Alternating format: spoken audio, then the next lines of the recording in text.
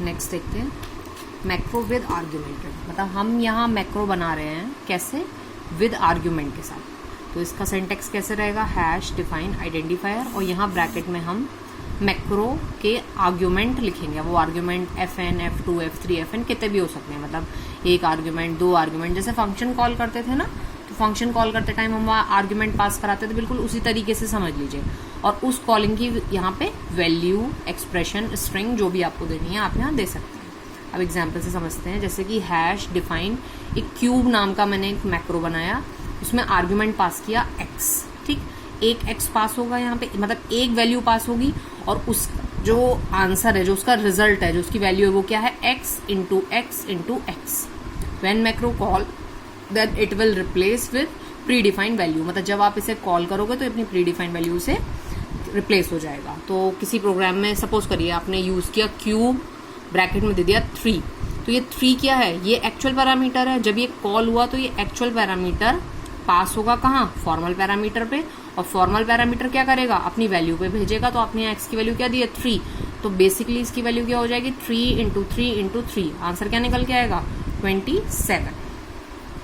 अब इसमें भी हम समझ लें, जैसे अब मैंने आपको ब्रैकेट वाली बात बताई थी, हमने यहाँ ब्रैकेट्स नहीं लगाए हैं, तो क्या गलती हो सकती है, जैसे सपोज करिए मैंने एक्स की वैल्यू दे दी यहाँ पे 2+1, मतलब हमने क्यूब को कॉल किया 2+1 के साथ, ये एक्चुअल पैरामीटर है, एक्चुअल पैरामीटर यहाँ पास हुआ, एक्स की वैल्यू हो गई 2+1। अब यहाँ पे देखिए 2+1 इंटू 2+1 इंटू 2+1, जब आप इसे सॉल्व करोगे तो आंसर आएगा 7, जो कि रॉन्ग है। तो हमें क्या करना चाहिए, हमें यहाँ ब्रैकेट्स प्रॉपर यूज करने चाहिए। तो अब जब आप इसे चलाओगे तो 2+1 ब्रैकेट इंटू 2+1 इंटू ब्रैकेट 2+1, फिर आंसर आपका 27 करेक्ट आएगा, ठीक है। अब एक यहाँ पे एक प्रोग्राम देख लेते हैं। हमने हेडर फाइल लगा ली, एक मैक्रो बनाया मल्ट नाम से, और इसमें हमने आर्ग्यूमेंट पास किए a, b, और इसकी वैल्यू हमने क्या दे दी, a इंटू बी। यहाँ हमने ब्रैकेट्स लगा दिए हैं ताकि कोई दिक्कत ना हो। अब मैंने मेन के अंदर एक इंटीजर टाइप का आंसर बनाया, क्योंकि मुझे पता है ये वैल्यू रिटर्न करेगा, तो आंसर के अंदर हम उसे कलेक्ट कर लेंगे और आंसर को प्रिंट करा देंगे। तो देखिए जब इसे आपने कॉल करा मल्ट को, तो ये है एक्चुअल पैरामीटर, कॉपी कहाँ होंगे, फॉर्मल पैरामीटर के अंदर, मतलब ये 2 चला गया a के अंदर, ये 3 चला गया b के अंदर, और ये वैल्यू से रिप्लेस हो गया, मतलब a इंटू बी की जगह क्या हो गया 2 इंटू 3, और ये रिटर्न होके वापस कहाँ आया, आंसर में। हमें पता है 2 इंटू 3 6 हो जाएगा। प्रिंट एफ लगा के %d के थ्रू हमने ans की वैल्यू को क्या कर लिया, प्रिंट कर लिया, ठीक है। तो ये हो गया आपका आर्ग्यूमेंटेड। अब नेक्स्ट समझते हैं नेस्टेड। नेस्टेड ऑफ मैक्रो क्या है, हैश डिफाइन m, मैंने एक m नाम का मैक्रो बनाया जिसकी वैल्यू दी 100, हैश डिफाइन एक n नाम का मैक्रो बनाया जिसकी वैल्यू मैंने दी m+10। तो आप बस यहाँ पे ये समझिए, जब भी हम इस n को यूज करेंगे प्रोग्राम में, तो इसकी वैल्यू क्या आएगी, m+10, मतलब कि जो n है ये डिपेंडेंट है, n किस पे डिपेंडेंट है, m पे। मतलब अगर आप कहीं पे n कॉल करेंगे तो इसकी वैल्यू होगी m+10, और m+10 से m की वैल्यू किससे रिप्लेस होगी, इस 100 से। मतलब एक मैक्रो की वैल्यू दूसरे मैक्रो पे क्या कर रही है, डिपेंड। तो ये आपका क्या हो जाएगा यहाँ पे, नेस्टेड। अच्छा, इसमें हम एक कंसेप्ट और समझेंगे।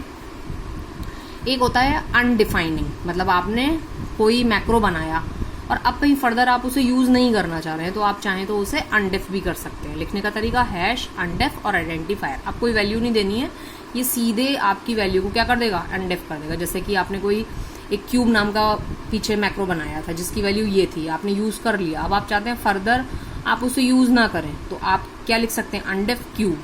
तो ये क्यूब को अनडिफाइन कर देगा। जैसे आपने m बनाया था, तो अनडेफ m को क्या कर दिया, आपने अनडेफ कर दिया। एक नेस्टेड का एग्जाम्पल देख लेते हैं। हमने एक प्रोग्राम बनाया कि स्क्वायर, और इसमें हमने वैल्यू पास कर दी, मतलब हमने पैरामीटर दे दिया x और वैल्यू उसकी रख दी x into x, proper bracket लगा दिए। दूसरा हमने एक बनाया क्यूब, वैल्यू पास करी, मतलब क्या पैरामीटर दिया x और वैल्यू क्या रख दी, square x into x. Nested का एग्जाम्पल हो गया, क्योंकि क्यूब किस पे डिपेंड कर रहा है, स्क्वायर के ऊपर, ठीक है ना। अब हम मेन के अंदर गए, हमें पता है कि हमारा जो क्यूब है वो वैल्यू रिटर्न करेगा ऑब्वियसली। तो हमने एक इंट टाइप का एक आंसर वेरिएबल बना लिया, आंसर में हमने इसे कॉल करा लिया, जो भी कॉल करके वैल्यू आएगी आंसर के अंदर स्टोर हो जाएगी। क्यूब 2, तो क्यूब की वैल्यू x पे गई 2, तो ये फर्स्ट स्टेप हुआ, एक्चुअल पैरामीटर फॉर्मल में आके आपके पड़ गए x में। अब वैल्यू पे आए तो स्क्वायर x, मतलब स्क्वायर 2, तो स्क्वायर 2 कहाँ जाएगा, अपने स्क्वायर पे, तो स्क्वायर 2 को कॉल किया, ये वैल्यू क्या आई, x इंटू एक्स, मतलब 2 इंटू 2, इसकी जगह आ गया 2 इंटू 2 और इंटू एक्स मतलब कि 2, तो 2 इंटू 2 इंटू 2 ब्रैकेट्स के साथ है, तो 2 दूनी 4 दूनी 8, मतलब कि 8 आंसर के अंदर आ गया और आपने आंसर को प्रिंट करा दिया। अब फर्दर अगर आप चाहते हैं कि क्यूब को आगे हमें यूज नहीं करना है तो आप हैश अनडिफ क्यूब लिख के आप कर सकते हैं। अगर आप और फर्दर प्रोग्राम में चेक करना चाहोगे क्यूब को अब इसके बाद यूज करोगे तो आएगा अनडिफाइंड सिंबल क्यूब। ठीक है, तो होप आपको ये टॉपिक समझ में आया होगा। मैक्रो का हमने सब्स्टिट्यूशन पूरा पढ़ लिया, सिंपल मैक्रो, आर्गुमेंटेड मैक्रो और नेस्टेड मैक्रो। ठीक है, नेक्स्ट हम पढ़ेंगे हमारे प्री प्रोसेसिंग के 2 पार्ट बचे हैं, फाइल इंक्लूजन और कंपाइलर कंट्रोल डायरेक्टिव।